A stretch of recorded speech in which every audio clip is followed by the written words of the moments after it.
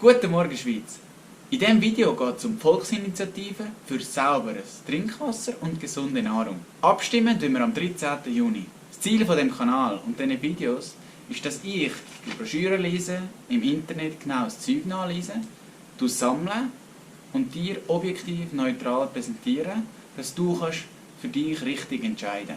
Fangen wir an. Wie wir auf dieser Grafik sehen, werden die Bauern über Direktzahlungen subventioniert. Wird die Initiative angenommen, werden nur noch die Bauern subventioniert, die folgende Kriterien erfüllen. Sie dürfen kein Pestizid mehr brauchen. Gewisse, die man in der Biolandarbeit braucht, sind nicht betroffen, aber gewisse natürliche sind auch betroffen. Eine weitere Bedingung ist, dass sie den Tieren nicht prophylaktisch Antibiotika geben. Prophylaktisch heisst vorbeugend, also bevor etwas passiert, bevor ein Tier krank ist. Die nächste Bedingung ist, dass alle Tiere mit dem auf dem Hof produzierten Futter gefüttert werden können. Das steht zumindest so im Initiativtext. Die Initianten formulieren es aber in gewissen Quellen ein bisschen anders, wie wir hier sehen.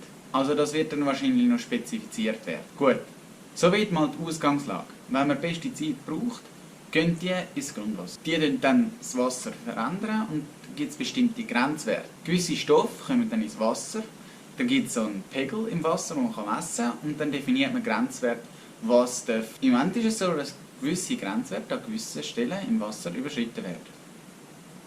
Das sehen wir hier auf dieser Grafik. Wenn wir diese Grenzwerte nicht übersteigen, wenn wir das unterschreiten, muss man den Gebrauch von Pestiziden stoppen.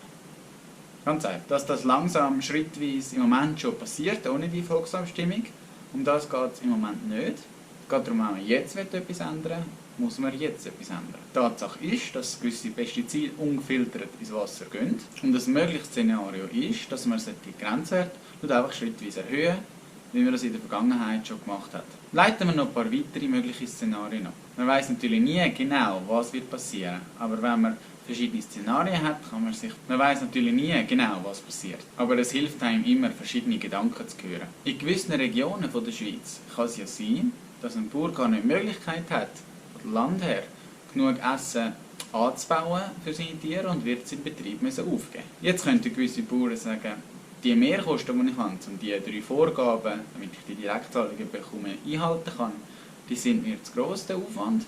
Ich verzichte auf die Direktzahlungen. Aber wenn sie auf Direktzahlungen verzichten, dann können sie auf die Vorgaben verzichten, die sie bis jetzt haben einhalten müssen. Und dann können sie vielleicht noch mehr Vieh anbauen oder noch schlimmere Pestizide verwenden. Was auch klar ist, wenn es theoretisch weniger Tiere hat, wird weniger Gülle verteilt. Eine Kultur braucht eine gewisse Anzahl Kunstdünger, Mist, Gülle. Im Moment darf der Betrag, den das Kulturland braucht, um 10% maximal überschritten werden.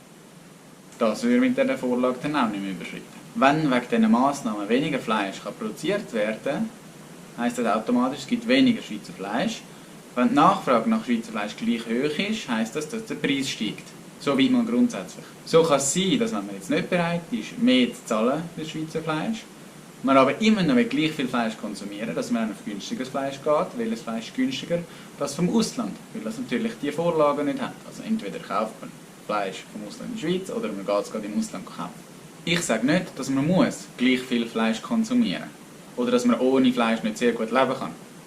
Aber wenn man möchte gleich viel Fleisch konsumieren wie bevor die Abstimmung eventuell angenommen worden ist, dann sind das die Folgen.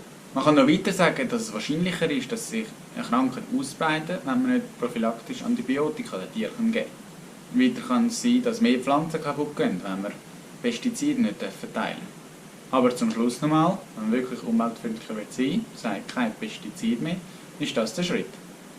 Und nochmal, wenn die Bauern die Direktzahlungen nur noch unter diesen Voraussetzungen bekommen, verzichten sie vielleicht ganz darauf.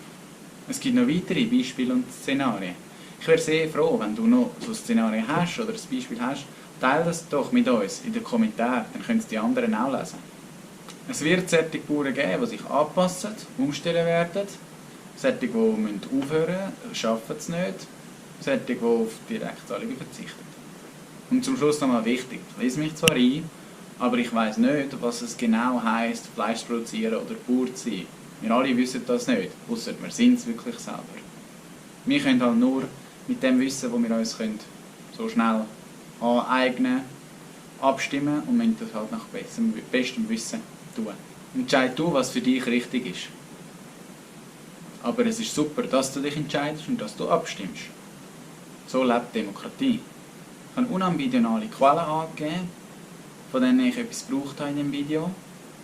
Am 13. Juni stimmen wir noch über 4 andere Vorlagen ab. Falls du etwas von dem Video hast nehmen, abonniere doch den Kanal, um auch zukünftig keine Abstimmungsinformationen mehr zu verpassen. Danke vielmals, bleib gesund.